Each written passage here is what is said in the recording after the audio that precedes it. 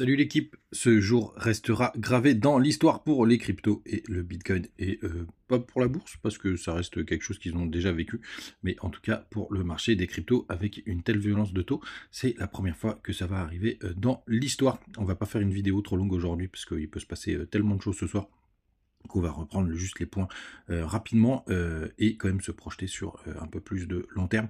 C'est parti avec un BTC qui prend 2,5% ce matin. Il nous a fait un petit pump dans la soirée d'hier. On est au-dessus des 60 000 $. C'est quand même une bonne nouvelle puisqu'on reprend des niveaux techniques. Mais vous le savez, la technique risque d'être un peu mise à mal cet après-midi. Le reste de la map est un peu mitigé. On a quand même des cryptos qui retracent comme XRP qui perd 1,7% et d'autres dans le vert. Mais ça reste quand même calmos, hein. On sent quand même le calme avant. Ce soir, on a Cassanier qui se pousse à 1,4%. On a Sui aussi qui est en grande forme, certes du 7,6%. Il y a beaucoup de volume qui est en train de passer sur Sui. Un peu la crypto du moment. On a TAO qui prend 9,5%, ça fait plaisir, et IMX qui prend 8,6%, et c'est MNT qui est stable à la 50e position, 0,3%. Les gars, du côté du daily du BTC, hier, je vous le partageais sur Twitter. Vous avez deux façons de voir la charte. Vous avez l'épaule tête épaule inversée, donc épaule tête épaule inversée qui est quelque chose d'assez bullish, ou sinon vous pouvez voir de la chasse à la liquidité. Regardez, hier avec cette mèche on est venu chercher tous les stops qui était situé au-dessus des 61 171 $. Regardez, c'est tout ce qu'il y avait au-dessus de cette mèche, c'est pareil sur le perpétuel. Pour le coup, donc chasse au stop, qui dit chasse au stop, peut dire aussi inversement de tendance. Du côté du RSI, pour le coup, on a repris des zones de travail. Alors je vous mets celle-là, mais c'est plutôt un RSI weekly. Donc là, pour le coup, d'un point de vue graphique, est-ce que c'est beau? Oui, parce qu'on a une épaule tête épaule inversée quand même qui se montre.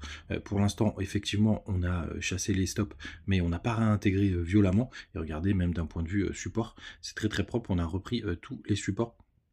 Il y en avait un gros, on s'est appuyé sur la Tenkan et après on a repris la Kiju, on a repris le nuage et là on a repris vraiment cette grosse zone de travail, ce gros plat. Donc ça c'est plutôt une bonne nouvelle. Donc d'un point de vue price action hors info économique, c'est quand même très très beau ce qu'on est en train de faire sur Bitcoin, et on a repris la médiane de ce petit bull flag pour le coup. Donc ça c'est plutôt intéressant. Du côté du weekly, on est en pleine semaine, je vous le montre quand même, puisque pour l'instant, comme je vous le disais dans la vidéo d'hier, on a breaké la trend qui est juste là. Alors attention, parce qu'il y a beaucoup de fake out, hein, comme je vous le disais hier, mais pour l'instant, on est en train de la breaker. Donc ça, c'est aussi une bonne nouvelle, mais souvenez-vous, ça ne veut pas dire qu'on ne peut pas avoir des pullbacks, des retours, etc. Mais en tout cas, pour l'instant, c'est plutôt propre. La Bitcoin Dominion, c'est en train vraiment de skyrocket, hein. On est à 58,48, c'est vraiment impressionnant. Elle pump encore aujourd'hui. Il y a plus de règles, hein, pour le coup.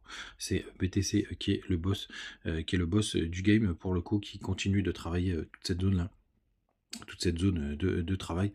Si vraiment on pourrait presque croire qu'on va retoucher les 0,71, enfin les 71% pour ce cycle, mais pour l'instant c'est quand même hyper impressionnant. Il y a cette trendline pour le coup qui date de la première touchette, c'était en novembre 2022, qui pourrait potentiellement faire office de résistance. On est passé de l'autre côté, mais ça ne nous a pas empêché de monter. Donc pour l'instant, BTC, c'est le boss. Les autres indicateurs, qu'est-ce qu'ils nous racontent? Il nous raconte que les fundings sont positifs, mais vraiment très très bas, hein.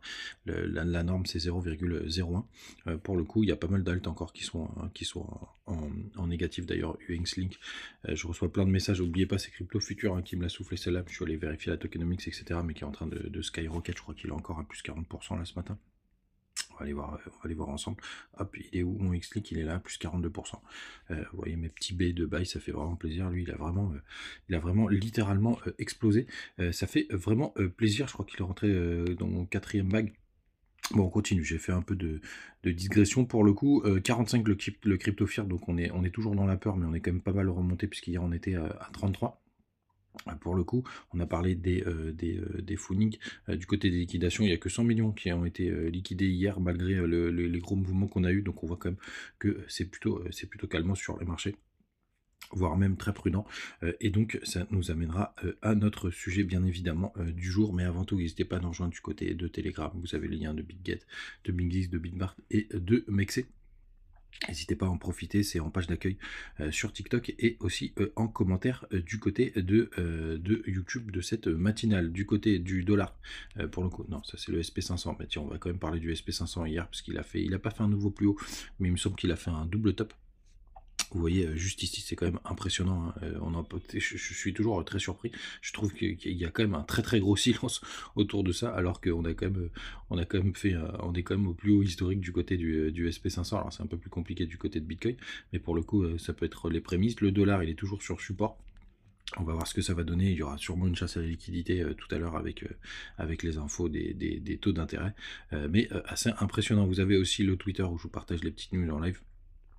Hier, non, c'était pas grand chose d'hyper intéressant, on va pas se mentir. Donc les taux d'intérêt, tout à l'heure, on va le savoir, c'est à 20h qu'on va avoir les taux d'intérêt qui devraient baisser soit de 0,5 points de base, soit de 0,25 points de base, donc ils passeraient de 5,50 à 5,25. Ça va être la grande surprise pour tout à l'heure. Ça devrait baisser, hein. Là pour le coup on en est quand même quasi sûr pour le coup. Ce qu'il faut aussi vous dire, c'est que ce qui est important aussi, ça va être le speech de Jérôme Powell qui lui est à 20h30 pour savoir s'il a baissé les taux parce qu'il est hyper confiant de ce qui se passe d'un point de vue économique, ou si c'est parce qu'ils sont en train de perdre le contrôle. Alors, il vous dira jamais ça, Jérôme Powell. Donc pour le coup, ce serait normalement assez bull. La question c'est, est-ce que c'est déjà pricé par les marchés? C'est possible, puisqu'on est revenu chercher un ATH du côté du SP500. Donc on pourrait avoir ce phénomène de sell the news.